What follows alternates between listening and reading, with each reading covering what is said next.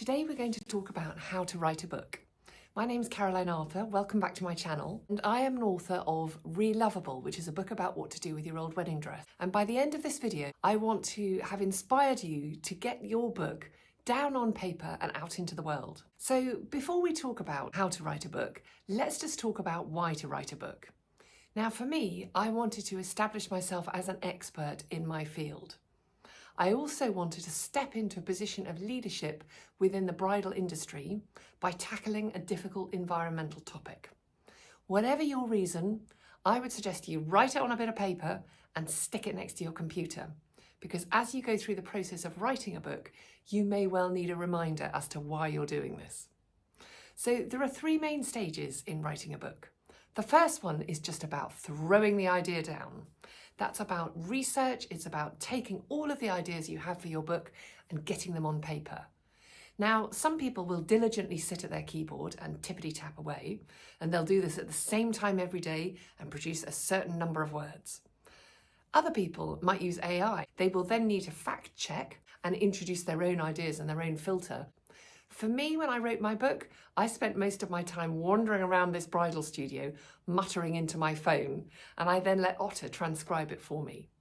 However you do it, this stage is all just about getting your ideas down, and the most important thing is to keep ideas flowing. What you don't want to do is get paralysed by fear and just for your words and your thoughts and your ideas to dry up. So my biggest tip for this particular phase is just to remember everything is a remix. Almost every concept that gets written about has been written about before. What makes your book completely unique and what makes you qualified to write your book is the fact that you are presenting information through your own eyes, through your own absolutely authentic and unique viewpoint on life. And that is what makes it so special. So if you find that you're facing a little bit of fear because you're thinking there's going to be other people that are more experienced than I am that are going to be writing, what right do I have to write this book? Just remember, what people want to know is the human story. They want to know it through your own filter. So the second stage of writing a book is all about sculpting the ideas. So this is called the structural edit, and this is where you take your first draft and you mould it. You turn it from a bunch of ideas into an actual story. Whether it's fiction or non-fiction, you want a beginning, a middle, and an end. And within those, your material is naturally going to form into little groups and sections. With a little bit of shuffling around, you should be able to organise things into chapters. The most important thing is that you're drawing somebody along through a story. And I've got a very good tip for you to make sure you stay on track with this. It's something that I learned through Toastmasters, which is my speaking club. And it's the simple golden rules of so what, who cares, and what next. So starting with so what, the theory behind this little phrase is that you're thinking whatever you write, does it actually matter? Is it going to help the world? Is it going to be something interesting and useful?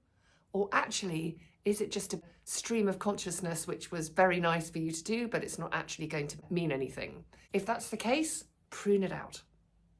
The second golden rule is who cares? And this is about the reader. This is about stepping into the shoes of the reader and thinking when they are reading the book, they're going to be looking for how it relates to them. I can use this information in my life. This connects me to the information. I understand it's about me.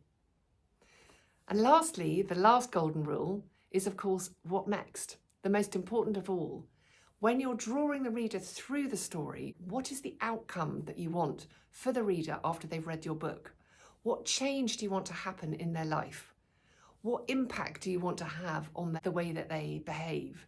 Think about where you're taking them and guide them towards it so they clearly see where they're supposed to go. And the last part of how to write a book is to polish it. So this is the point where you're going to bring in the professionals. A line editor, also known as a copy editor. That's the person that's going to read your book, make your sentences flow a little bit more neatly. They're going to remove any duplication, and they might tinker around a little bit with the organisation of paragraphs.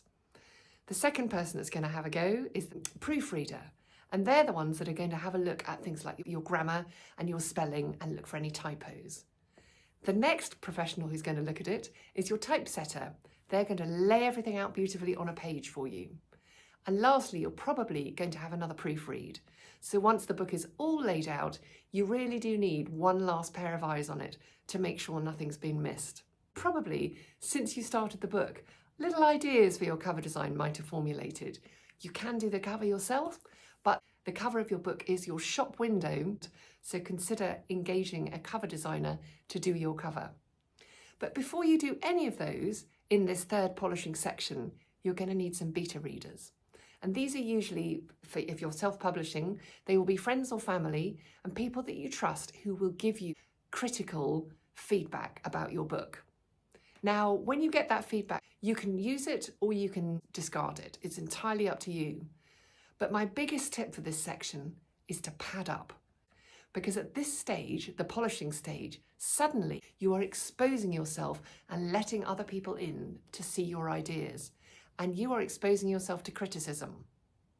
So this is where you need to build your resilience and just accept the fact that there are some people who aren't going to like your book.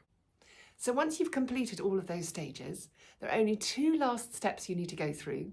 One is to register your book on Nielsen Title Editor. Just Google them, you'll find the website, and they will guide you through the form that you need to fill in. Once you've filled the form in and registered your book, you will receive an ISBN number. And this is the unique identifying code for your particular book.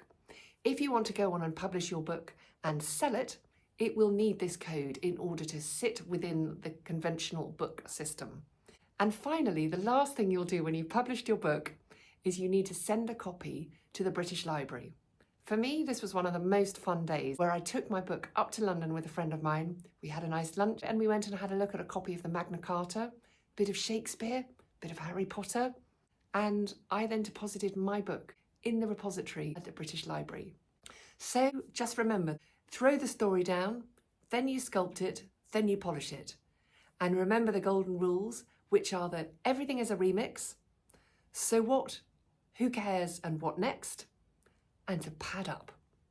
Once you've got those under your belt, you are off and flying. And I wish you all the best. Please check out my other videos that are coming soon about the final stages, which are distribution, pros and cons of publishing and self-publishing, just through the eyes of Caroline Arthur, author of Relovable.